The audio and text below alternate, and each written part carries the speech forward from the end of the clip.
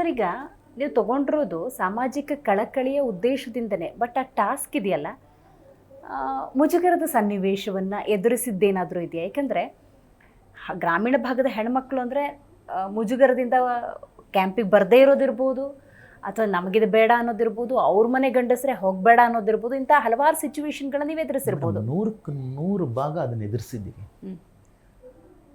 ಗ್ರಾಮೀಣ ಭಾಗದಲ್ಲಿ ಇರುವಂಥ ಮಹಿಳೆಯರಿಗೆ ಈ ಥರ ಸ್ಯಾನಿಟ್ರಿ ವಿಚಾರ ಅಥವಾ ಮುಟ್ಟಿನ ವಿಚಾರ ಮಾತಾಡೋದಕ್ಕೆ ಹೋದರೆ ಅವರು ಅದನ್ನು ಮಾತಾಡೋದೇ ಇಲ್ಲ. ನಮಗೆ ಕೆಲಸ ಇದೆ, ಹೊಲದ ಕಡೆ ಹೋಗ್ಬೇಕು, ತೋಟದ ಕಡೆ ಹೋಗಬೇಕು ಅಂತ ಹೇಳ್ತಾರೆ ಹೊರತು ಇದರ ಬಗ್ಗೆ ಕುತ್ಕೊಂಡು 100 ಜನದಲ್ಲಿ 5 ಜನ ಕುತ್ಕೊಂಡು ಮಾತಾಡ್ತಾರೆ ಮಕ್ಕಳ ಜೊತೆ. ಅಂಥ ಟೈಮಲ್ಲಿ ಪೀರ್ ಎಜುಕೇಟರ್ಸ್ನ ನಾವು ಕ್ರಿಯೇಟ್ ಮಾಡಿರ್ತೀವಿ ಮೇಡಮ್. ಮಕ್ಕಳಿಗೆ ಆ ಥರ ಇದ್ದವಾಗ ಯಾವ ರೀತಿ ಕನ್ವೀನಿಯನ್ಸ್ ಮಾಡಿ ಆ ಮಾತೆಯನ್ನ ಅಲ್ಲಿ ಆ ಜಾಗದಲ್ಲಿ ಕುಳಿಸ್ಕೊಂಡು ನೀವೇನು ಮಾತಾಡಬೇಕು ಅಂತ ನಾವಿಲ್ಲಿ ಎಜುಕೇಟ್ ಮಾಡಿ ಕಳಿಸಿರ್ತೀವಿ ಮೇಡಮ್ ಆ ಮಕ್ಕಳಿಗೆ. ಅವರು ಆ ಎಜುಕೇಷನ್ ಆ ರೀತಿ ಆ ಕೌನ್ಸಿಲಿಂಗ್ ಮಾಡೋ ರೀತಿ ಆಂಟಿ ಅಕ್ಕ ಅಮ್ಮ ಅಂದ್ಕೊಂಡು ಅವ್ರ ಮನೇಲಿ ನಾವೇನು ಮಾಡ್ತೀವಿ ಮೇಡಮ್ ಅಂದರೆ ಫಸ್ಟ್ ಪರಿಚಯ ಮಾಡ್ಕೊಳ್ಳೋದಕ್ಕೆ ಪ್ರಯತ್ನ ಮಾಡಿಸ್ತೀವಿ. ಅವತ್ತು ರಾತ್ರಿ ಅವ್ರ ಮನೇಲಿ ಮಲ್ಗೋದು ಅಥವಾ ಒಂದು ಟಾಯ್ಲೆಟ್ ಯೂಸ್ ಮಾಡೋದು ಅಥವಾ ಒಂದು ಸ್ನಾನಕ್ಕೆ ವ್ಯವಸ್ಥೆ ಪರಿಚಯ ಮಾಡ್ಕೊಂಡು ನಂತರ ಈ ಕಾನ್ಸೆಪ್ಟ್ ತೆಗಿತೀವಿ. ಏಕ್ದಮ್ ಹೋಗಿ ಇದ್ರ ಬಗ್ಗೆ ಮಾತಾಡಿದಾಗ ಎಲ್ರಿಗೂ ಇದು ಇವತ್ತು ಮೇಡಮ್ ಈಗ ಅಪ್ಪ ಅಮ್ಮ ಜೊತೆ ನನ್ನ ಮಗಳನ್ನ ಒಂದು ಸಿನಿಮಾಗೆ ಕರ್ಕೊಂಡೋಗಿ ಅಶ್ಲೀಲವಾದಂಥ ಒಂದು ದೃಶ್ಯ ಬಂದರೆ ನಾನೇನು ಮಾಡ್ತೀನಿ, ಮಗುನ ಈ ಥರ ಮಾಡ್ಕೊಳ್ತೀನಿ. ಹೌದು, ನಾನೇ ತೋರಿಸೋದಿಲ್ಲ. ಹೌದು, ನನ್ನ ಬೆಳವಣಿಗೆ ನಾನು ಹೇಳ್ತೀನಿ. ಹೌದು, ಈ ಥರ ಇರೋ ಮಟ್ಟದಲ್ಲಿ ಏನಾಗಿದೆ, ನಾನು ಹೇಳ್ತಾ ಇರೋದು 2012, 13, 14, 15 ಇವಾಗ ತುಂಬ ಕಷ್ಟಪಟ್ಟಿದ್ದಾರೆ ಮಕ್ಕಳು. ಅದಕ್ಕೆ ನಾವು ಏನೇ ಸೇವಾ ಮನೋಭಾವ ನಾವು ಮಾಡಿಸಿರ್ಬೋದು, ಆದರೆ ಇವೆಲ್ಲ ಮಾಡಿರೋದು ರಾಷ್ಟ್ರೀಯ ಸೇವಾ ಯೋಜನೆ ವಿದ್ಯಾರ್ಥಿಗಳು, ಅದು ಪದವಿ ವಿದ್ಯಾರ್ಥಿಗಳು. ಇದ್ರ ಜೊತೆಯಲ್ಲಿ ಇವತ್ತು ಪ್ರಚಲಿತವಾಗಿ ನೀವು ಮೈಕ್ರೋ ಫೈನಾನ್ಸ್ ಅಂತ ಒಂದು ಸುದ್ದಿಗಳಾಗ್ತಾ ಇದೆ. ಹೌದು, ತುಂಬ ದೊಡ್ಡ ಅನಾಹುತಗಳಾಗ್ತಾ ಇದೆ.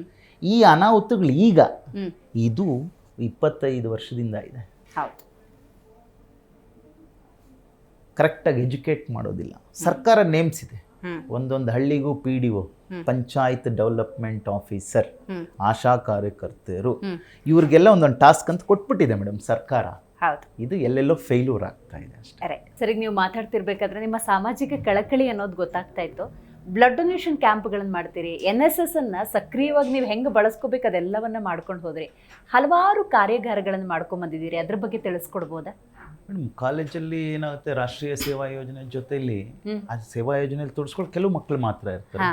ಒಟ್ಟಾರೆ ಎಲ್ಲ ವಿದ್ಯಾರ್ಥಿ ಸಮೂಹವನ್ನು ನಾವು ಒಂದು ಈ ಥರ ಸೋಷಿಯಲ್ ಕಾಸ್ ಬೆಳೆಸ್ಕೊಳ್ಬೇಕಾದ್ರೆ ಒಂದು ರಾಷ್ಟ್ರೀಯ ಹಬ್ಬಗಳು, ಇಂಡಿಪೆಂಡೆನ್ಸ್ ಡೇ, ರಿಪಬ್ಲಿಕ್ ಡೇ, ಆಮೇಲೆ ಈ ಬ್ಲಡ್ ಡೊನೇಷನ್ನು ಇತ್ತೀಚಿನ ದಿನಗಳಲ್ಲಿ ನಮಗೆ ತುಂಬ ಶಾರ್ಟೇಜ್ ಇದೆ. ಬ್ಲಡ್ ಡೊನೇಷನ್ ಬ್ಯಾಂಕ್ಸ್ ಎಸ್ಪೆಷಲಿ ನಿಮಗೆ ಸರ್ಕಾರಿ ಆಸ್ಪತ್ರೆಗಳಲ್ಲಿ ಬ್ಲಡ್ ಡೊನೇಷನ್ ಯಾರೂ ಮಾಡೋದಿಲ್ಲ.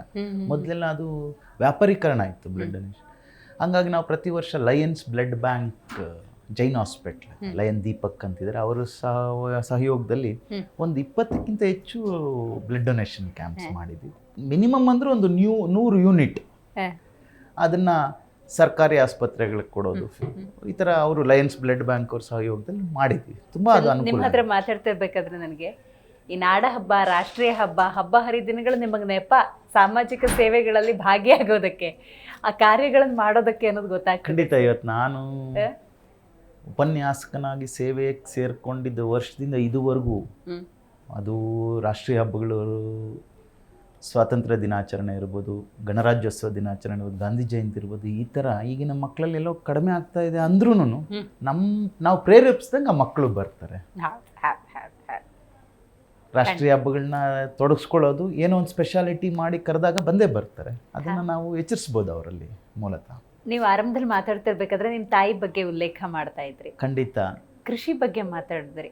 ಆ ಕೃಷಿ ಬರುಗಿರುವಂತಹ ಎಂತಹ ಗೌರವ ಸರ್ ನಿಮಗೆ, ಏನು ಹೇಳ್ತಿರೋದ್ರ ಬಗ್ಗೆ? ನಾವು ಪ್ರೈಮರಿ ಎಜುಕೇಷನ್, ಹೈಸ್ಕೂಲ್ ಎಜುಕೇಷನ್ ನಡೀತಾ ಇರಬೇಕಾದ್ರೆ ನನ್ನ ಮನೆಯಲ್ಲಿ ಒಂದು 30-40 ಜನ ಕಾರ್ಮಿಕರು, ಅಂದರೆ ಕೆಲಸ ಮಾಡೋರು, ರೇಷ್ಮೆ ಕೃಷಿ. ಅದು ಹಂತ ಹಂತವಾಗಿ ಇರುತ್ತೆ. ರೇಷ್ಮೆ ಕೃಷಿ 1ನೇ ಹಂತ, 2ನೇ ಹಂತ, 3ನೇ ಹಂತ, 4ನೇ ಹಂತ. ಈ 3ನೇ ಹಂತದ ತನಕ ನಮ್ಮ ತಾಯಿನೇ ಮಾಡೋರಿಲ್ಲ, ಯಾವುದೇ ಒಂದು ಕೆಲಸಗಾರನ ಇಟ್ಕೊಳ್ತಿರ್ಲಿಲ್ಲ. ಅವೆಲ್ಲ ನೋಡ್ತಾ ಇದ್ವಿ ನಾವು.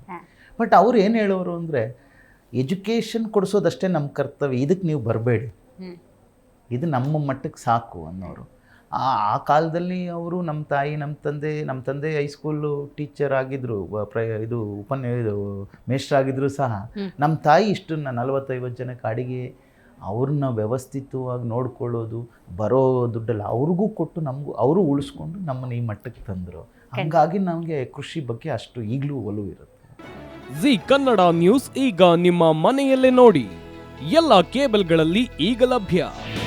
ನಿಮ್ಮ ನೆಚ್ಚಿನ ಜಿ ಕನ್ನಡ ನ್ಯೂಸ್ ಈಗ ಸನ್ ಡೈರೆಕ್ಟ್ ನಲ್ಲಿ number 292, Tata play number 1664, Jio TV number 1334, NXT digital number 30, in cable number 30, city networks 51, U digital number 162, GTPL number 17, Rockline telecommunications number 42, Shri Basaveshwara cable number 168, rural cable network 60, Vinayaka digital 57, Abhishek cable 821, city channel 53, Siddeshwara cable network 57, V4 digital Infotech 628, Surya digital networks 53, Gajanan digital number 836, Malnad Infotech private limited number 56, Metrocast number 830, Victory Digital number 167ರಲ್ಲಿ ನೋಡಿ ಆನಂದಿಸಿ.